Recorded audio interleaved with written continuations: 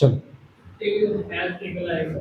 ठीक है, तो हम लोग क्या कर रहे थे, कोडिंग डिकोडिंग कर रहे थे, और क्वेश्चन हमारा कौन सा था, थर्ड वाला। क्वेश्चन हमारा क्या कह रहा है, मैं एक बार लिख लेता हूँ, मैंने इस पे लिखा नहीं, यही देखो ना, ये वाला क्वेश्चन है,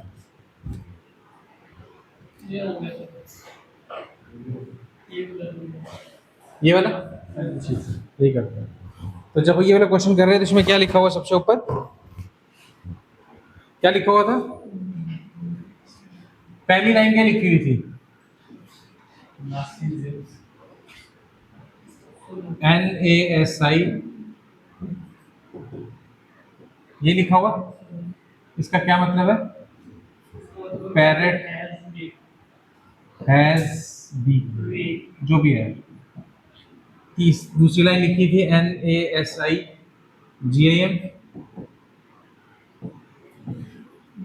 इसका मीनिंग क्या है, eagle has B, EAGL, eagle has B, यहाँ पे बी की होगा।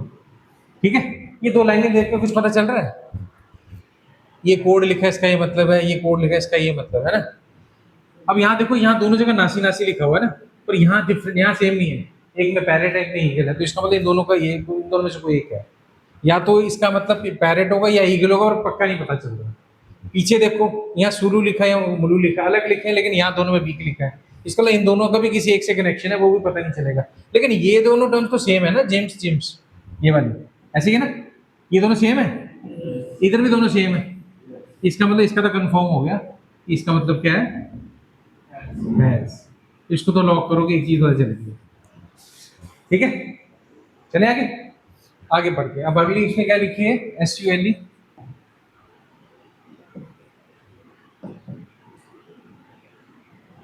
इसका मतलब parrot and eagle, parrot and eagle, इसको यूज कर सकते हो कहीं है, यहाँ पर ऊपर को आई थी इसकी वाली पैरेट और ईगल, इसमें इसमें पैरेट आ रहा है, इसमें ईगल आ रहा है, इसमें दोनों आ रहे हैं, तो यहाँ क्या कॉमन है, कोई चीज टर्म जो कॉमन आ रही है, इनमें नहीं आ रही, इसमें सुलू था तो उसका मतलब पैरेट है, उसका ईगल तो नहीं हो सकता, ये बताओ, सुलू का मतलब पैरेट ही हो सकता है, ईगल तो नहीं हो सकता। ठीक है, यहाँ लिखे सुलू तक मुलू, मतलब क्या हो सकता है यहाँ पर, सुलू क्या होगा, ईगल हो सकता है, क्या होगा, हाँ, तो इसका मतलब सुलू का मतलब क्या हुआ,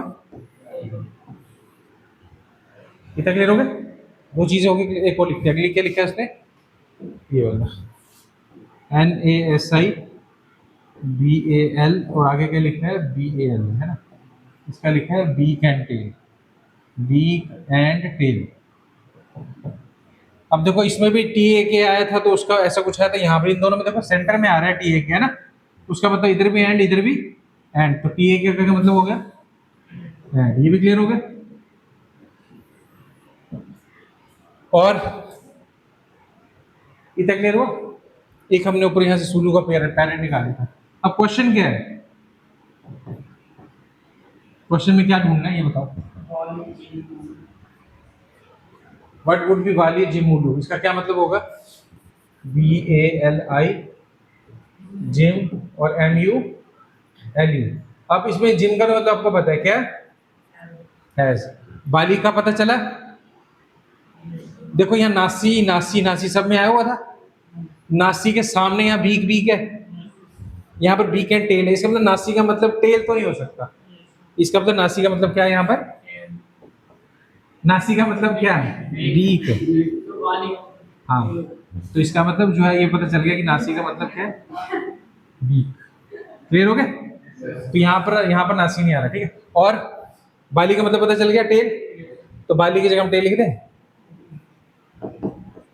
अब इसका क्या मतलब होगा, आप बी का कर चुके हो, हैज का भी आपको पता चल गया, तो यहाँ पर कौन रह गया, नासी का मतलब पता चल गया, इसका मतलब कौन रह गया, इसका क्या हो सकता है, हाँ, क्लियर हो गया, इस सेंटेंस का आंसर क्या हो जाएगा, टेल है, ठीक है, समझ आ गया, है कुछ आंसर ऐसा, कहाँ पर है, हाँ वही सेंटेंस तो ऐसे बनेगा ना, ठीक है, समझ आ गया, चलो लिख लिया मैंने, लिखो फिर आगे चलो। तो हर किसी को कंपेयर करके कुछ ना कुछ निकालते जाना, ऑटोमेटिक बन जाएगी वो चीज। ठीक है, ये है कोडिंग डिकोडिंग। जल्दी लिखो फिर अगला क्वेश्चन करते हैं। चले आगे, समझ आ गया सबको? चलो अगले चलते हैं। ये है अगला क्वेश्चन। क्या क्वेश्चन है, पढ़ते हैं पहले। क्वेश्चन है, if code language, if in a code language reached is written as this, तो एनीथिंग को कैसे लिखेंगे? ठीक है, तो रीच्ड को हम कैसे लिख रहे हैं?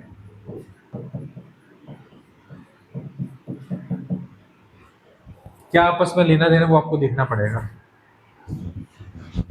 इसका पहला अक्षर आर है, उसका भी आर ही है ना, उसका फिर ए आर है।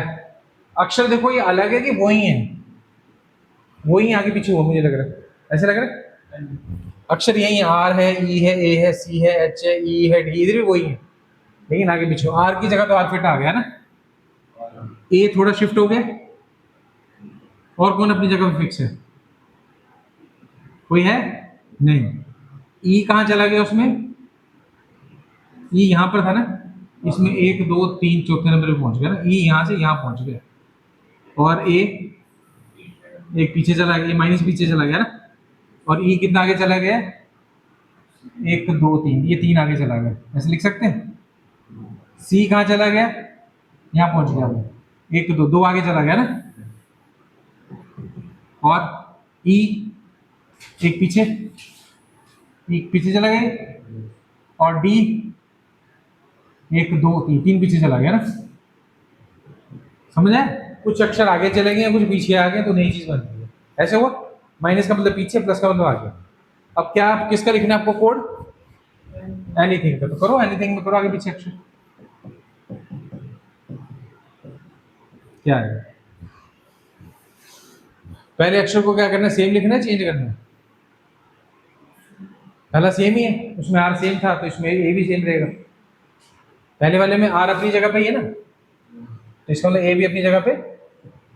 आंसर ए से स्टार्ट होगा, और ए से स्टार्ट होने वाले तीन आंसर है। ठीक है, अब आगे चलो। एन कहाँ आएगा ये बताओ, एन कहाँ आएगा? है थोड़ा शिफ्ट, आंसर भी आपके सामने लिखे तीन, कौन सा आंसर आएगा? करते जाओ।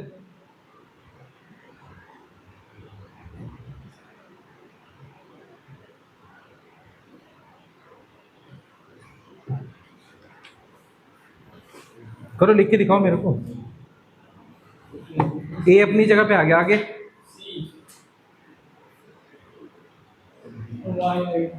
आगे क्या आएगा? वाई। ठीक है, तो ए के बाद वाई आया आगे। ए और वाई वाले दो रह गए, है ना, एक ए रह गया और एक, बाकी ये तो क्रॉस हो गए, है ना। ये तो मैदान से, अब इन दोनों में से कौन सा होगा बताओ? एच दोनों में आ रहा है, वो तो वैसे ही आपको दोनों में एच है ना। अगला क्या आएगा? डबल एन भी दोनों में ही है, ये एंड में पलटेगी, है ना। आगे क्या है?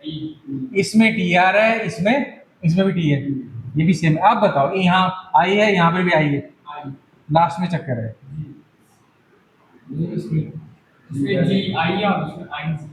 आगे बस ठीक है, यहाँ देखना तो जी आई। और अब पहले बताओ कि जी आएगा कि आई आएगा, इसको देखो।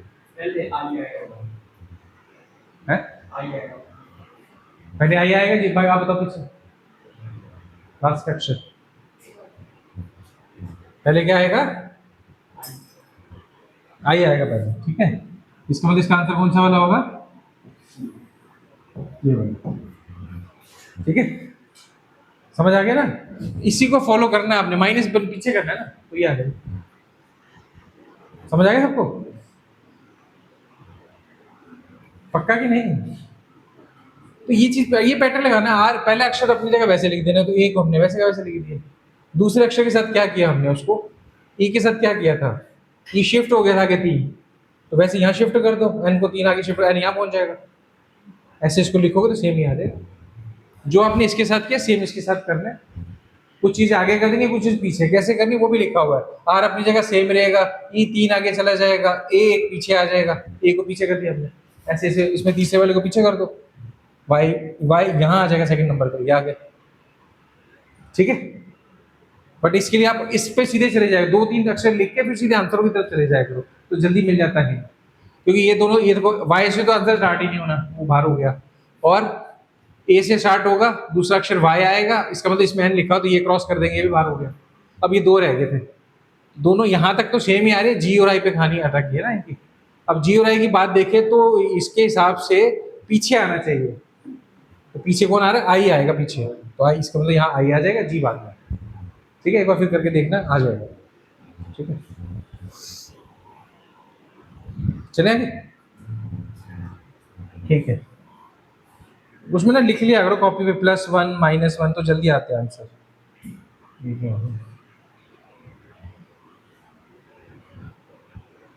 अगला ये है,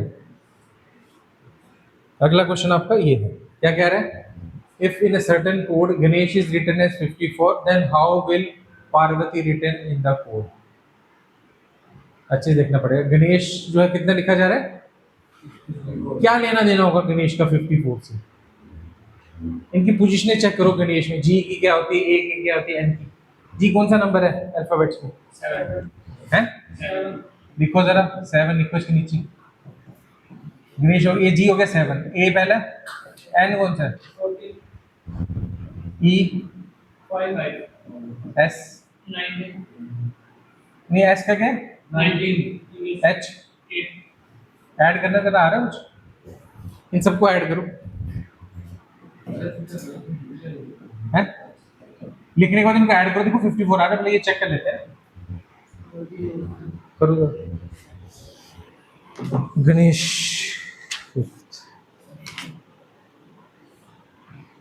ठीक है, समझ आ गया।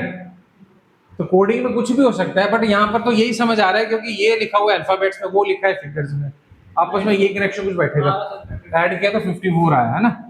अब आप कर लोगे पार्वती का, इन सब की वैल्यूज लिखो, पी कौन से नंबर पे, ए किस, उन सबको प्लस करके देखो क्या आता है, सिंपल क्वेश्चन है, करो जल्दी से प्लस, बताओ क्या आ रहा है,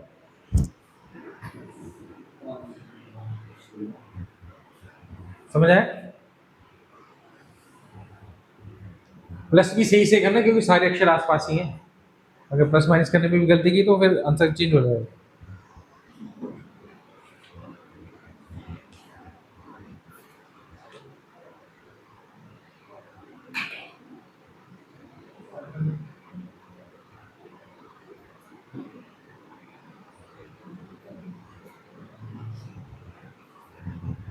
कितना है आंसर, क्या है, ए बी सी डी क्या है, 87 आ रहा है सबका, ठीक है। चले आगे, अगला आपने करना है जल्दी से, मैं थोड़ा सा हिंट दूंगा, ये उसकी तरह जैसे थोड़ी देर पहले किया था हमने क्वेश्चन ना, करो पहले लिख लो आराम से ना, इसका मीनिंग क्या है, उसका मीनिंग क्या है, सबका लिख लो, फिर उनमें से कॉमन निकालो कि कॉमन क्या आता है। सबसे पहले क्या लिखा हुआ है, इसका क्या मीनिंग है, सम गुड बुक्स, क्लियर है, पहली लाइन ये। दूसरा क्या कह रहा है, एन बैड लाइक, इसका मतलब है सम रियल करेक्टर्स, ठीक है जी, चलेंगे। ये 2 लाइनें लिख दी मैंने, इनसे कुछ निकल रहा है, हाँ जी, आप बताओ क्या निकल रहा है दोनों में, देखो इन दोनों के अंदर कॉमन चीज क्या है, इन दोनों लाइनों में सम, इनमें क्या कॉमन है, इसका मतलब एन की वैल्यू क्या होगी, खत्म कहानी, तो एन की वैल्यू सम आएगी, क्योंकि इधर से एक ही चीज कॉमन निकल रही है, इधर से भी एक ही चीज कॉमन निकल रही है, वो एन है, तो एन का मतलब क्या हो जाएगा, सम, ठीक है, प्रश्न आ रहा है समझ, ठीक है। अब तीसरी लाइन लिखते हैं, वो क्या लिखा है, लाइक ई आई, उसका मतलब है many good characters, many good characters, इन दोनों में है कुछ कॉमन, लाइक और इन दोनों में इसका मतलब लाइक की वैल्यू क्या हो जाएगी, कैरेक्टर। ठीक है, तो लाइक को मैं कैरेक्टर बोल सकता हूँ, कैरेक्टर्स। ठीक है, और इन दोनों में है कुछ कॉमन, इन दोनों में क्या कॉमन है, पी आ रहा है दोनों पी आई, इसका मतलब पी आई की वैल्यू क्या हो जाएगी, गुड। अब पूछ रहा है क्या, वो देख लो क्वेश्चन क्या पूछ रहा है, क्या पूछ रहा है वो, मैनी गुड बुक का कोड क्या होगा। तो गुड तो आपका आ रहा है पी आई है ना, तो बीच में क्या आ जाएगा, तो बीच में पी आएगा, तो पी आई वाले कितने, ये दो ही रह गए, एक ये है पी आई वाला बीच में और एक ये, इन दोनों में से देखना। ठीक है, अब यहाँ पर इसने क्या लिखा हुआ है, एन, एन का मतलब क्या है, इसमें एन आ रहा है, इसका मतलब ये तो सम से स्टार्ट होगा, और पी आई का मतलब क्या होगा, गुड, सम गुड, और यहाँ तो मैनी गुड है, इसका मतलब आंसर क्या होगा, आगे समझ। ये भी तरीका, आंसर को देख के हम बता सकते हैं फटाक से, इसका मतलब ये आंसर नहीं होने वाला, क्योंकि हमें पता है एन का मतलब क्या है, सम, और यहाँ सम है ही नहीं, इसका मतलब आंसर क्या हो जाएगा, आगे समझ। जरूरी नहीं कि हर चीज ढूंढनी है आपने, ऐसे बैठ के लग जाएगा। सबको होगा क्लियर, ठीक है। आंसर वैसे आपकी बुक्स में लिखे हुए हैं, ऐसा कुछ नहीं है, अगर रह भी जाता कोई इशू नहीं, ठीक है। पढ़ो क्वेश्चन, क्या कह रहा है, in a certain code language, brown brown वाला नहीं, कैम्फर का, camphor is written as this, fasten is written as this, how national will be written. लिखो, आपने सामने लिखो, कैम्फर और उसका बोला लिखो, उनमें देखो उनके जो क्या सीक्वेंस बन रहा है उनके लेटर्स के बीच में।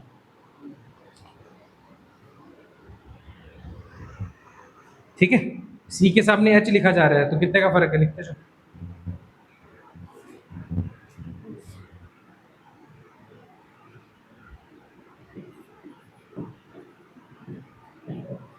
ये लिखा आपने, इसके सामने क्या आ रहा है, H Z L O G N W, यही आ रहा है। सी और एच में क्या रिलेशन है, चेक करो, सी एच में क्या रिलेशन है,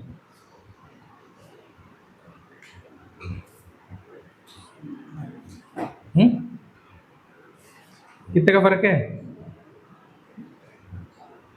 4 के बाद वो आ रहा है ना,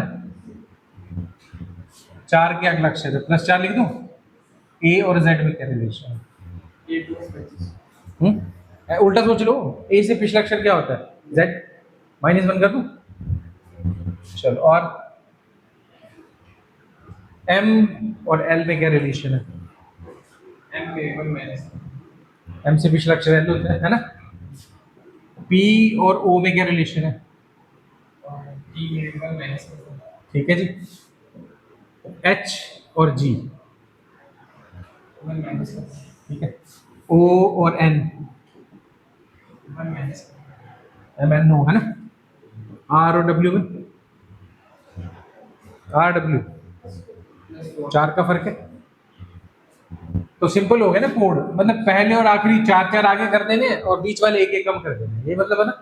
अब क्या क्वेश्चन है आपका, नेशनल, हाँ फास्टन, कोई बात नहीं, वो भी देख लेते हैं। फास्टन देखो कैसे लिखा हुआ, बस एक से बस पता चल ही गया था ना। फास्टन, उसको क्या लिखा उसने, K Z R S B S, इसमें भी देख लो जल्दी से, 4 ही आ रहा है, ए और जेड वही -1, एस और आर, ठीक है, टी और एस -1, -1 और लास्ट में 4, पक्का। तो दोनों में सेम ही बन रहे हैं, इसका मतलब पहले और आखिरी अक्षर 4 आगे करने हैं, बाकी 1 पीछे करने हैं, है ना। आगे समझ, चलो करो, 4 आगे क्या, एन से, एन से 4 आगे, सबको समझ आ रहा है। एस, ए से एक पीछे वो जेड आ जाएगा, टी से एक पीछे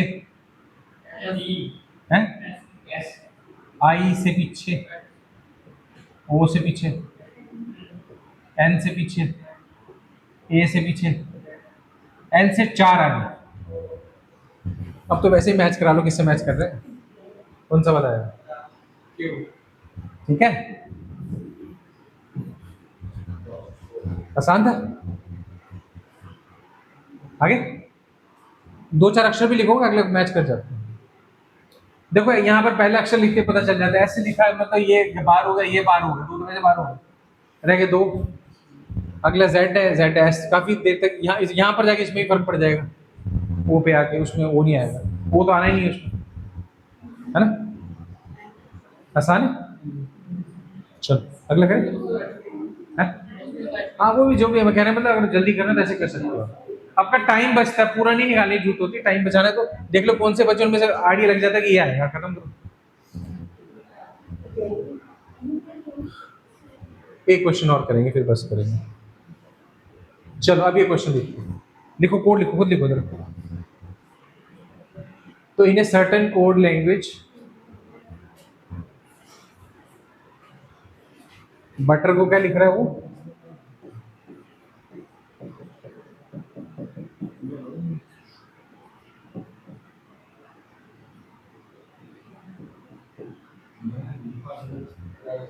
चलो लिखो।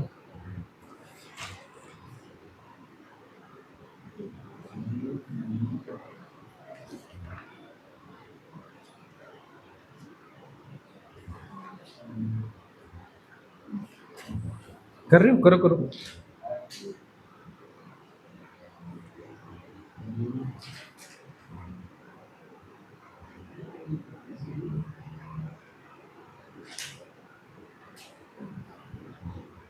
बनाओ, पहले अपने हिसाब से बनाओ।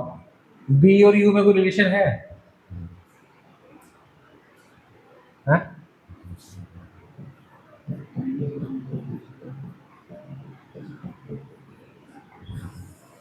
बी और यू,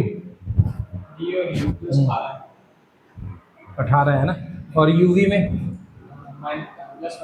ठीक है, उससे आगे वाले में -60, उसके आगे 20, इकट्ठे होते हैं, एस टी होते हैं। हाँ तो कुछ बात बन नहीं रही ना, अजीब सा लग रहा है, कुछ सीक्वेंस नहीं बन रहा, कभी ज़्यादा कभी कुछ है कभी कुछ है ना।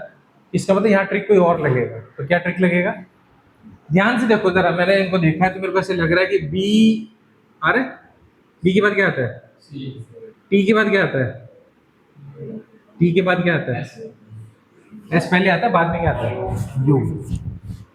देखो बी के बाद सी, टी के बाद और यू के बाद कुछ ऐसा है।